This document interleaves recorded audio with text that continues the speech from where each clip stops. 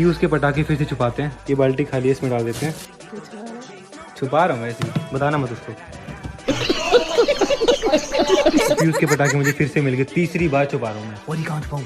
एक तो हमारा घर है भी ऐसा खुला खुला, कोई खुफिया जगह नहीं है यहाँ पे, कहाँ छुपाऊँ मैं इसको? आ जाएगा। अरे वाह, सही खुफिया जगह पटाखे।